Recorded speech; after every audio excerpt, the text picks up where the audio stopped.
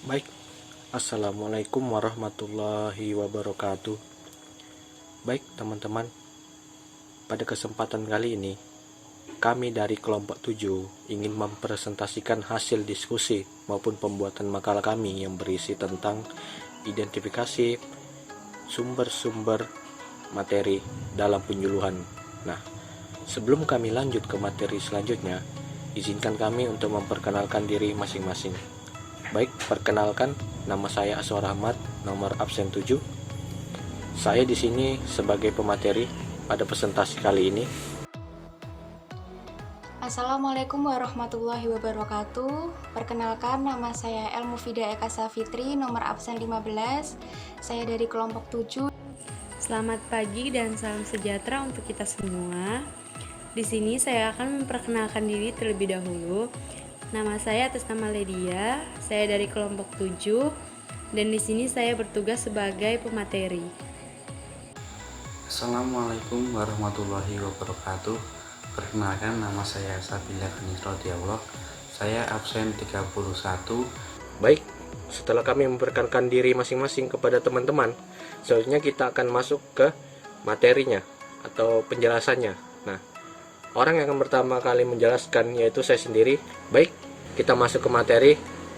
Apa sih materi itu? Nah, pasti teman-teman tidak tahu. Nah, saya akan menjelaskannya.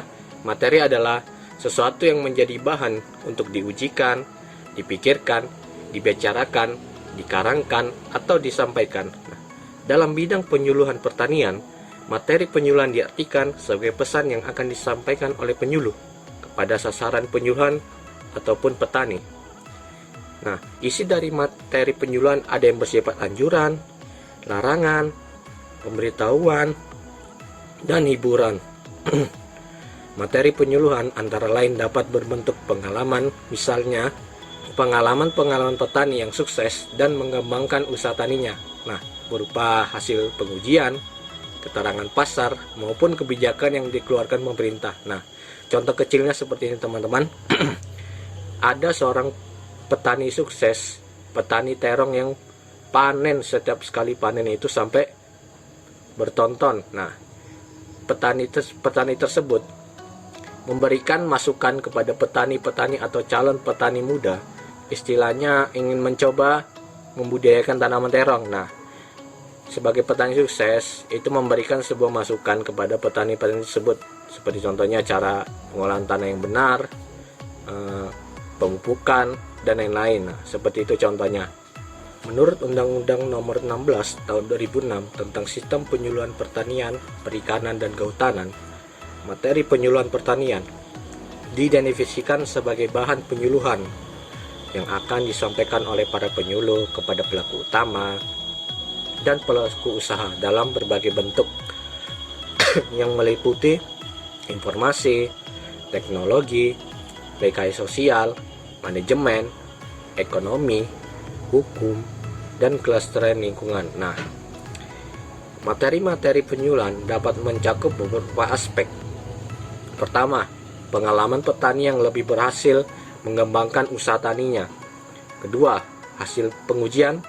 Ketiga, keterangan pasar. Nah, keterangan pasar itu seperti catatan harga hasil-hasil pertanian, penawaran, permintaan akan sarana produksi dan hasil-hasil pertanian, dan lain-lain. Yang keempat, kebijakan dan peraturan yang dikeluarkan oleh pemerintah pusat dan daerah setempat yang berkaitan dengan sektor pertanian seperti kebijakan harga dan lain-lain. Nah, sekian yang dapat saya sampaikan. Selanjutnya akan saya lemparkan kepada teman-teman untuk melanjutkan materi tentang identifikasi sebuah sumber materi. Silahkan. Selamat pagi dan salam sejahtera untuk kita semua. Jadi di sini saya akan menjelaskan yaitu dari mana terdapatnya sumber-sumber materi pertanian. Nah, di sini saya yang pertama yaitu dari instansi pemerintahan. Salah satunya adalah kementerian atau dinas yang terkait. Nah, itu seumpama dinas apa yang terkait di pertanian. Misalkan dinas pertanian adalah suatu kekaitan yang sangat kuat dengan pertaniannya. Yang kedua yaitu lembaga penelitian atau pengembangan. Yang ketiga pusat-pusat pengajian. Yang keempat, pusat-pusat informasi juga. Yang kelima, pengajian lokal yang dilaksanakan oleh penyuluh. Jadi di sini juga ada keterkaitannya juga dengan petani. Tentunya kita akan menanyakan bagaimana pengalaman petani di dunia usahanya atau di dunia pertaniannya. Nah, dari situ juga kita melihat yang kedua itu dari lembaga swasta atau swadaya, masyarakat yang bergerak di bidang penelitian. Nah, di mana dari sini orang juga bisa memberikan informasi yang penting. Nah, dari situ kita bisa menangkap apa-apa saja yang informasi yang mereka dapatkan. Nah, itu tidak luput juga dari sumber-sumber yang kita butuhkan sebagai sumber materi dari pertaniannya juga. Nah, yang ketiga itu yaitu pengalaman. Nah, pengalaman tadi yang disebut itu sebagai pengalaman pribadi. Tentunya kalau pengalaman pribadi itu kan setiap orang tuh punya pengalaman masing-masing. Nah, begitu juga dengan petani. Salah satu contohnya kayak seperti kelompok KWT, misalkan kelompok wanita tani atau kelompok lain misalkan. Tentu pengalamannya berbeda. Nah, di situ kita bisa mengambil sebagai sumber-sumber materinya, bagaimana tangkapan pengalaman setiap orang. Nah, jadi pengalaman itu kan harus bisa kita identifikasi lagi. Nah, pengalaman orang ini seperti apa? Tentunya dari situ ada perbandingan setiap orang atau setiap kelompok itu mungkin berbeda-beda. Nah, dari situ kita bisa melihat setiap pengalaman dari kelompok itu sendiri. Nah, kemudian yaitu yang keempat yaitu dari sumber lain. Contohnya bukan hanya di bidang pertanian saja yang bisa kita ambil, misalkan informasi perdagangan atau informasi juga dari perguruan tinggi misalkan gitu. Jadi tidak terpaku sama satu saja sumber materinya. Jadi kita bisa mencari materi-materi lain itu yang terpercaya, yang benar-benar ada potensinya di situlah. Jadi tidak terpaku hanya di satu titik saja. Saat kita mengambil sumber materinya itu, jadi kita bukan bebas bukan berarti kita menciplak atau gimana, tapi kita juga berhak memberi pengalaman kita sendiri dan memberi sebuah dorongan dari sumber kita itu. Nah, kemudian tidak terpaku juga di satu posisi itu, kita bisa memberi dari sumber-sumber lainnya. Ya, salah satu contohnya tadi yaitu dari sumber perdagangan juga. Baik, terima kasih kepada Saudari Ledia telah menjelaskan tentang sumber-sumber materi penyuluhan dan isi-isinya apa saja sih yang terdapat di dalam sumber-sumber materi penyuluhan. Selanjutnya penjelasan akan dilanjutkan oleh Saudari Elmufida. Saudari Elmufida, saya persilakan. Saya akan menjelaskan mengenai syarat-syarat bahan untuk penyusunan materi penyuluhan pertanian. Tadi sudah disampaikan oleh rekan saya bahwa materi penyuluhan pertanian itu bisa berasal dari berbagai macam sumber. Namun, materi yang berasal dari berbagai macam sumber tersebut belum tentu sesuai dengan kebutuhan dan keadaan petani. Maka dari itu, dalam menyusun materi harus memperhatikan syarat-syarat sebagai berikut. Yang pertama, materi harus relevan dengan kebutuhan sasaran, di mana materi yang akan disampaikan tidak hanya mengenai apa yang kita tahu, tetapi harus sesuai dengan apa yang dibutuhkan oleh sasaran. Nah, syarat yang kedua yaitu berasal dari sumber yang jelas dan dapat dipertanggungjawabkan. Lalu syarat yang ketiga adalah materi dapat diakses oleh semua sasaran. Jadi materi yang kita suruhkan itu harus bisa diterima dengan baik dan diakses dengan baik oleh semua sasaran. Begitu yang dapat saya sampaikan. Terima kasih. Baik, terima kasih kepada Saudari Elmufida telah menjelaskan tentang syarat-syarat dari penyusunan materi penyuluhan. Nah, kenapa dilakukan syarat-syarat ini? Supaya dalam penyampaian materi penyuluhan nanti kepada petani bisa diterima dan diadopsi dengan baik oleh petani. Oke, penjelasan selanjutnya akan dilanjutkan oleh Saudara Ganes. Saudara Ganes, saya persilakan.